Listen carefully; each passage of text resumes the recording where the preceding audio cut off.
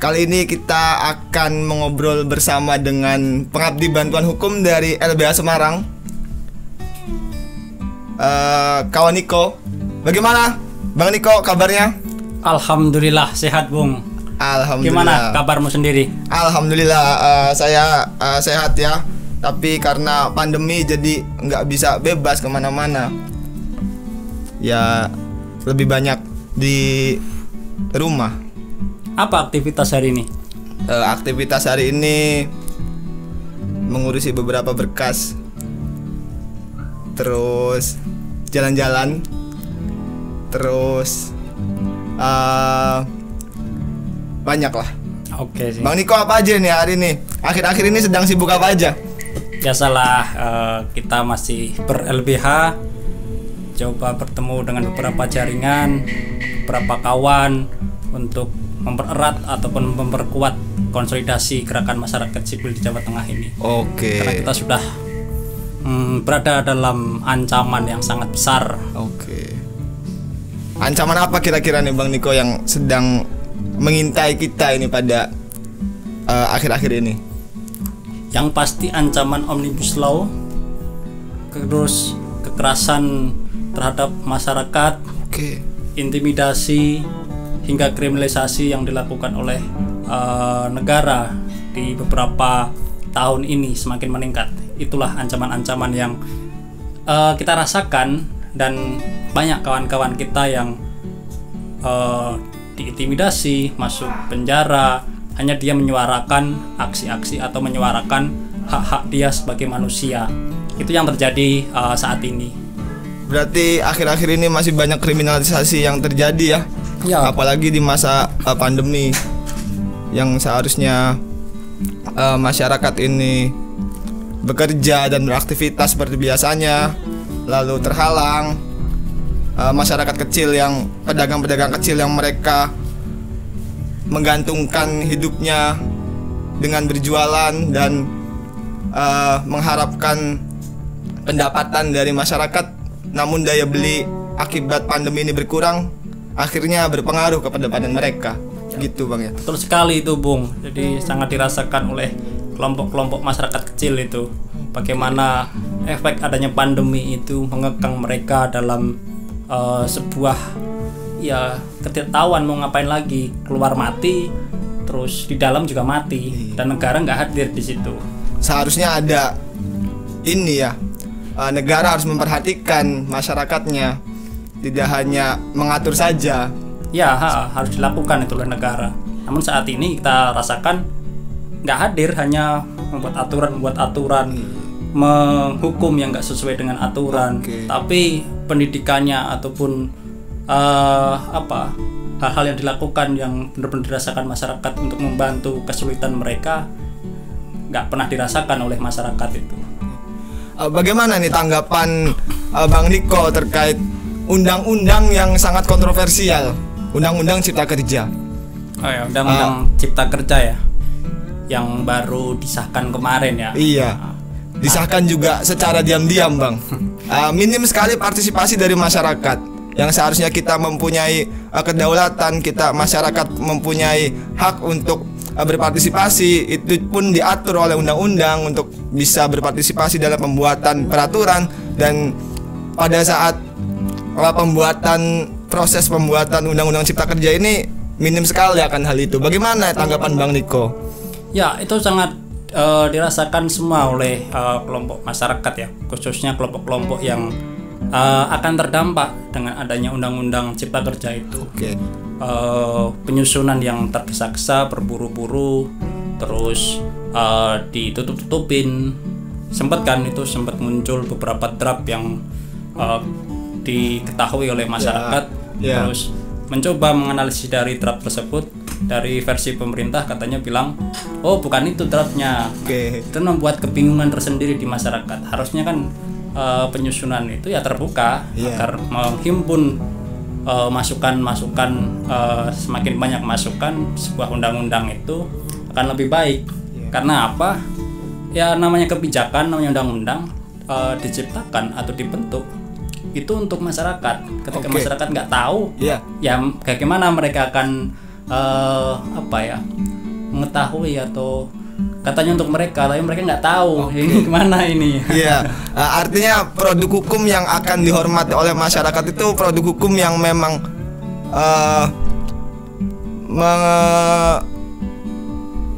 produk hukum yang memang mengambil atau meraup partisipasi masyarakat, tidak dibuat secara diam-diam, itu yang akan dihormati oleh masyarakat. Kita melihat bahwa Undang-Undang Cipta Kerja ini luas sekali cakupannya, tidak hanya di sektor industri, namun juga mencakup di sektor kelautan dan perikanan. Bagaimana Bang Niko melihat Undang-Undang Cipta Kerja dari sisi perikanan dan kelautan? Ada apa? Ada pasal-pasal apa saja yang memang dirasa kontroversial dan tidak mencakup hak-hak masyarakat kecil yang rentan seperti itu? Bagaimana Bang Niko? Ya, kita tahu sendiri bahwa Undang-Undang Cipta Kerja yang baru disahkan itu berdampak bagi banyak sekali masyarakat ya. Bukan hanya soal buruh, soal petani, soal nelayan, soal masyarakat yang memperjuangkan lingkungan. Nah, banyak sekali masyarakat yang akan terdampak dengan adanya disahkan itu. Kenapa seperti itu? Ya tadi, karena banyak banget yang akan diatur di undang-undang tersebut.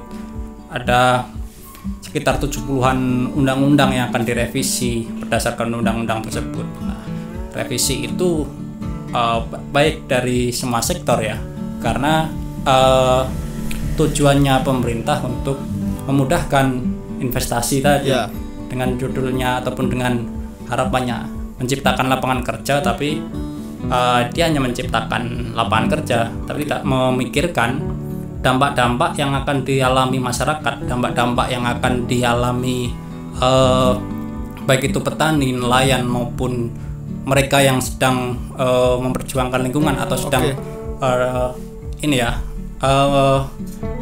memperjuangkan lingkungan yang hidup baik dan sehat tadi ya.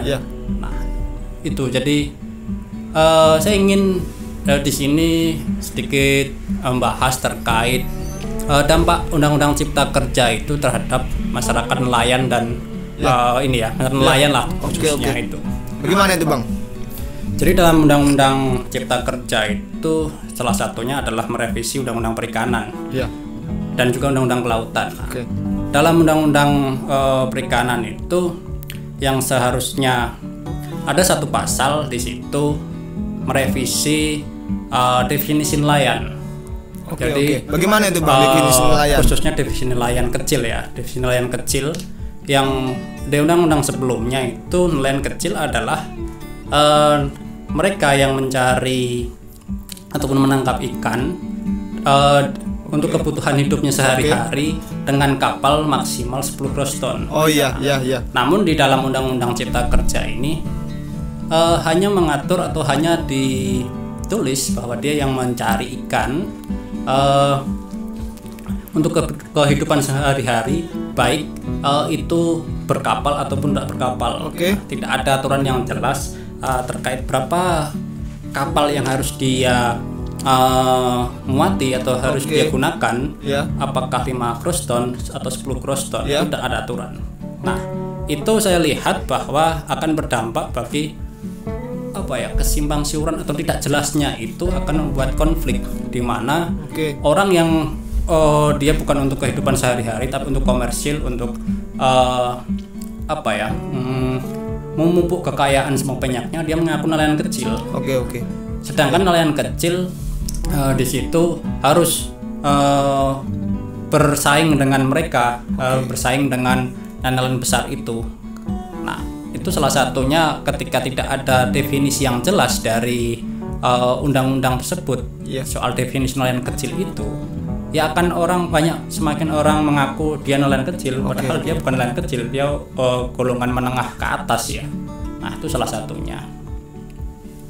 Terus sepertinya juga di Undang-Undang Cipta Kerja ini bahwa nelayan tadi dengan ketidakjelasannya definisi nelayan, entah itu nelayan yang kecil atau nelayan besar, ada juga peraturan perizinan ya Bang. Perizinan yang mana memang tidak negara tidak mau memandang mereka itu nelayan kecil atau mereka itu nelayan besar, mau tidak mau harus tetap melakukan perizinan. Padahal kan nelayan-nelayan kecil ini mereka hanya mengambil atau mencari ikan itu seberapa sih, kan nggak sebanyak nelayan-nelayan atau kapal-kapal yang besar. Nah itu gimana Bang melihat pengaturan perizinan tersebut?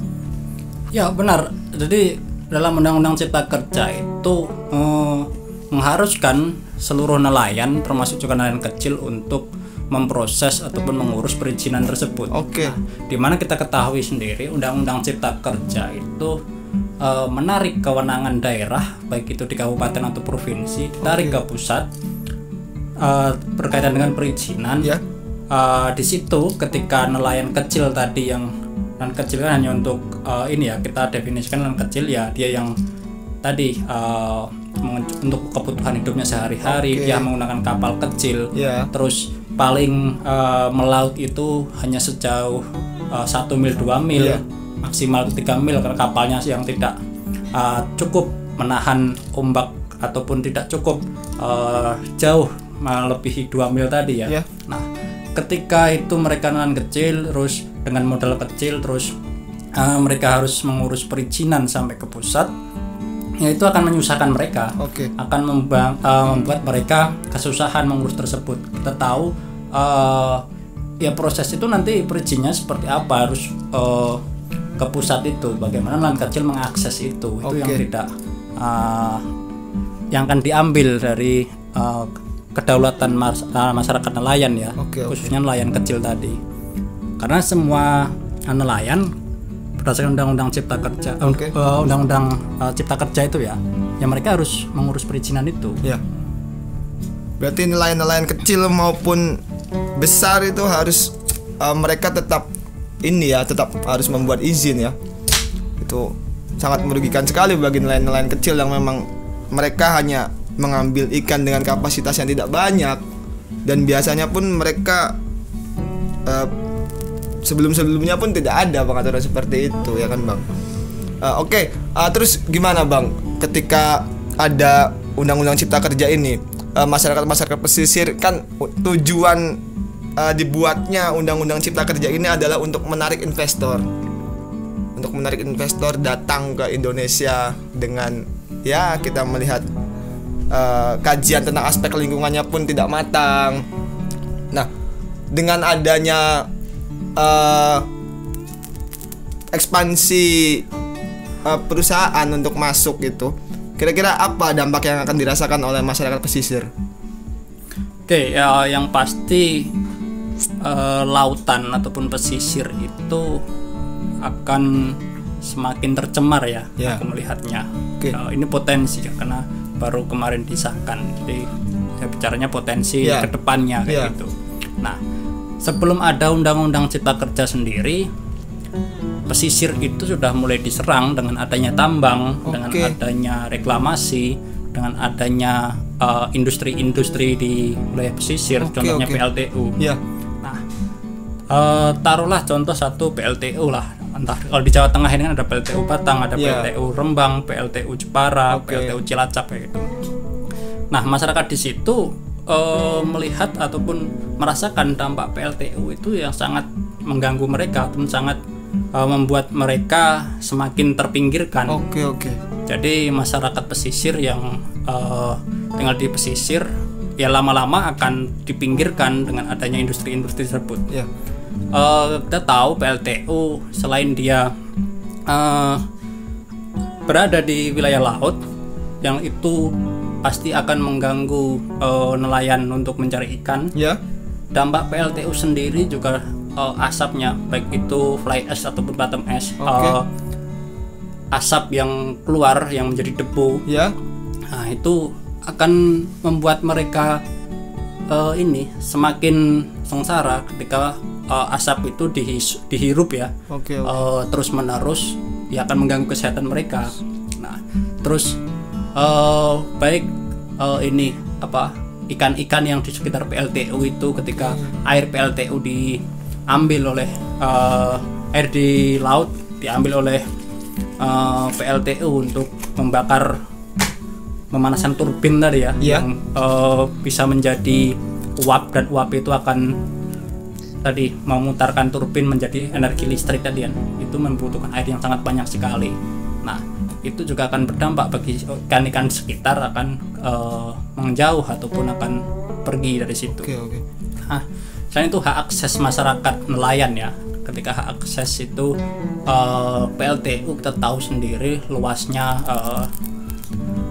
lebarnya ataupun itu akan mengganggu mereka yang harusnya tinggal lurus, nelayan-nelayan kecil itu harus memutar melewati PLTU. Itu beberapa contoh di daerah-daerah di Jawa Tengah yang memang sudah ada PLTU-nya.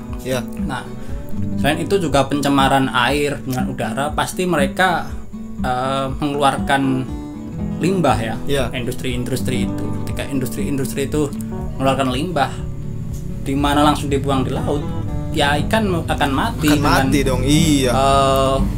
Zat-zat kimia, zat-zat dalam pabrik tersebut, racun yang diproduksi oleh PLTU. Nah, kita lihat sendiri Undang-Undang Cipta Kerja ini tujuannya untuk menarik, mengajak ataupun industri-industri agar masuk dengan kemudahan berusaha tadi.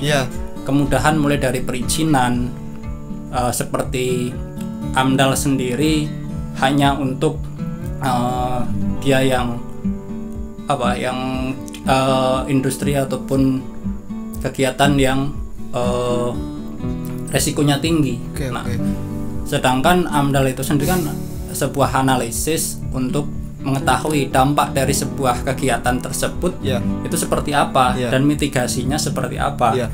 Ketika industri-industri yang seharusnya wajib AMDAL berdasarkan undang-undang PPLH, nah itu hanya diberikan kemudahan dan tidak memiliki tidak harus wajib AMDAL. Ya yang sudah ada AMDAL-nya aja, taruhlah di contoh lain ada kasus pencemaran PT Rum kayak gitu, dia sudah ada AMDAL, sudah berdasarkan perizinan, ada sidang AMDAL dan sebagainya, ada izin lingkungan, tapi ternyata itu sampai sekarang mencemari warga. Sudah terjadi pencemaran itu baik ada di darat maupun di laut, termasuk juga di PLTU Batang, ataupun yang sudah beroperasi di PLTU Jepara, PLTU Cilacap, mereka juga ada AMDAL-nya. Tapi ternyata AMDAL itu yang harusnya digunakan untuk analisis dampak lingkungan dan bagaimana cara untuk menanggulangi dampak lingkungan tersebut tidak berhasil. Pencemaran itu masih dirasakan ataupun terus dirasakan oleh masyarakat yang berada di kawasan industri tersebut. Dengan adanya Undang-Undang Cipta Kerja, mereka pemerintah itu ingin menarik industri-industri masuk di wilayah Indonesia, baik itu di darat maupun di pesisir. Dengan adanya KSN, terus PSN, terus kawasan ekonomi khusus, hingga kawasan-kawasan lain yang sebenarnya itu nggak perlu masukkan di situ, tapi dibuat oleh pemerintah untuk menarik tadi industri-industri agar tetap berinvestasi di Indonesia ini. Wah, berarti dampaknya luar biasa sekali Bang ya. Dampak Undang-Undang Cipta Kerja ini, bahwa AMDAL yang memang sudah sebelumnya diatur sebelum ada Undang-Undang Cipta Kerja itu juga tidak disikapi secara serius, dan sekarang malah hanya sektor-sektor tertentu saja ya di Undang-Undang Cipta Kerja yang membutuhkan kajian AMDAL itu. Wah, jadi apa nanti Bang Indonesia ini kalau kayak gini? Nggak tahu ya tuh jadi apa. Yang pasti kalau kita melihat dari bacaan kita terkait Undang-Undang Cipta Kerja ini, dengan potensi dampak terhadap masyarakat, khususnya masyarakat seluruhnya ya, karena ini akan berdampak kepada seluruh masyarakat, baik itu nelayan, petani, terus buruh, itu akan semakin memperparah pelanggaran hak asasi manusia, pelanggaran terhadap hak atas lingkungan hidup yang baik dan sehat, hak nelayan dalam mengakses laut, dan itu ancaman kita ke depan adanya undang-undang Omnibus Law ini, undang-undang Cipta Kerja ini. Oke Bang Niko, kita melanjutkan ya. Tadi terkait dampak-dampak yang dirasakan ketika ada peraturan kemudahan perizinan bagi nelayan-nelayan asing yang masuk zona eksklusif. Itu gimana Bang? Sedangkan nelayan-nelayan asing ini kan kapasitas kapalnya itu kan besar-besar, nggak mungkin mereka jauh-jauh dari negaranya lalu datang ke Indonesia dengan perahu atau dengan kapal-kapal yang seperti nelayan-nelayan kecil. Itu kan tidak mungkin sekali ya. Nah gimana Bang, kira-kira ada apa nanti yang akan ditimbulkan? Ya, jadi ada dalam undang-undang Cipta Kerja itu memang mengatur kapal asing ataupun kapal negara asing ya, itu bisa mengakses ataupun mencari ikan di wilayah kedaulatan Indonesia atau wilayah perairan Indonesia di zona ekonomi eksklusif tadi ya. Nah, itu ketika ada perjanjian dengan Indonesia. Nah, namun itu saya lihat bahwa akan berdampak bagi wilayah akses nelayan itu dalam ini ya, mencari ikannya. Ia akan bersaing dengan nelayan Indonesia. Nah, meskipun itu di zona ZEE ya, nah di 200 mil dari bibir pantai kayak gitu. Namun siapa yang dapat menjamin, siapa yang akan mengawasi kapal-kapal itu tidak masuk lebih dekat ke sini terus mencampuri atau mereka menangkap ikan di kawasan-kawasan yang sebenarnya itu kawasan nelayan Indonesia. Mereka harus bersaing dengan nelayan asing tadi, nelayan Indonesia tadi. Kau menyebutkan bahwa dengan teknologi di luar negeri itu kan mencari ikan yang sangat mengkhawatirkan sekali Bang. Mutakhir kan. Ketakutannya adalah nelayan kita nggak dapat bersaing dengan nelayan asing itu.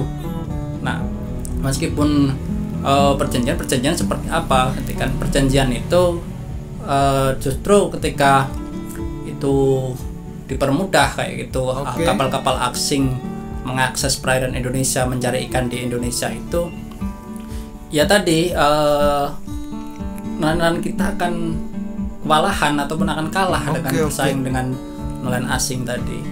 Melihat dari kemampuan nelayan kita yang mungkin teknologinya ataupun alatnya juga belum begitu modern dibanding dengan nelayan-nelayan asing tadi. Itu ya Bung. Gitu ya Bang. Wah, tambah ngeri aja ini peraturan undang-undang Cipta Kerja ini.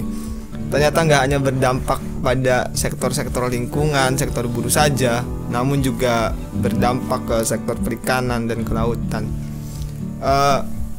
Kira-kira apa yang harus kita lakukan Bang Niko dengan adanya potensi-potensi yang merusak eksploitasi laut yang dilakukan oleh orang-orang dan pencemaran lingkungan di kawasan pesisir yang tadi diceritakan, juga dampak-dampak dari limbah PLTU dan lain sebagainya. Apa langkah konkret yang bisa kita lakukan sedangkan undang-undang Cipta Kerja ini itu kan sudah disahkan? Gimana menurut pandangan Abang ini? Yang bisa dilakukan oleh masyarakat dalam hal ini, masyarakat yang sedang ini ya, masyarakat sipil ya, dengan adanya undang-undang Cipta Kerja yang sudah disahkan ini, ya kita mau melakukan apa lagi setelah semua peraturan dari segi hukumnya itu udah dirubah semua ya, kewenangan sudah ditarik ke pusat semua. Terus kita bisa melakukan apa? Yang paling memungkinkan adalah gerakan rakyat, konsolidasi masyarakat di berbagai daerah lintas sektor, baik itu nelayan, buruh, ataupun petani, baik itu mahasiswa, akademisi, ataupun yang lainnya. Yaitu harus saling menguatkan dan membuat gerakan rakyat sendiri.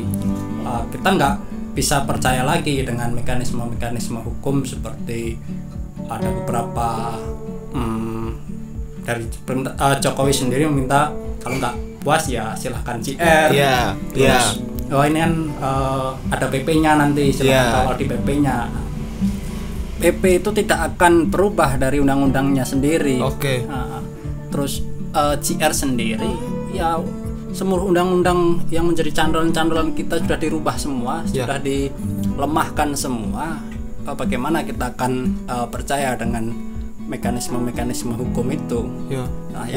Yang paling bisa dimungkinkan untuk kita lakukan adalah ya perkuat gerakan masyarakat, perkuat konsolidasi rakyat ketika ada hal-hal yang itu mengancam kedaulatan kita, mulai masuk di ruang lingkup kehidupan dan penghidupan kita, ya masyarakat itu harus menghalang, terus tindakan langsung dengan saling membantu ya, rakyat bantu rakyat yang saat ini teman-teman Galang ini memang harus dibesarkan, harus baik bukan hanya di satu daerah tapi harapannya ini menasional. Menasional, terus ya kita membuat konsolidasi yang besar, kita tunjukkan bahwa memang pemerintah itu saat ini salah dalam memilih ataupun memutuskan kebijakan. Itu sih. Berarti gini ya Bang, artinya langkah-langkah penguatan gerakan rakyat itu bukan berarti kita inkonstitusional ya, tapi kan itu juga masuk dalam hak kita, karena pemerintah hari ini menyarankan untuk CR dan akan membuat PP ya. Benar apa yang tadi disampaikan oleh Bang Niko bahwa PP tidak akan berubah dengan undang-undangnya. Kan gitu kan, lucu sekali Bang ya. Mungkin untuk ngobrol-ngobrol kita pada hari ini kita cukupkan saja Bang. Nanti kita akan mengobrol lebih banyak lagi, kita mengulik lagi sektor-sektor selanjutnya yang mana memang banyak potensi-potensi yang mengancam, tidak hanya di perikanan dan kelautan saja. Atau Bang Niko masih ada yang ingin disampaikan? Apa Bang kira-kira Bang? Cukup sih dalam hal ini, nanti kita akan sambung di pertemuan berikutnya ya. Yang pasti melihat ancaman yang semakin besar, melihat kondisi negara yang semakin terpuruk seperti ini, ya yang bisa dilakukan adalah perkuat gerakan masyarakat. Oke, mungkin itu saja kawan-kawan, podcast pada hari ini kita cukupkan untuk ngobrol-ngobrol bersama Bung Niko, PBH dari LBH Semarang. Oke, sampai jumpa. Oke, terima kasih.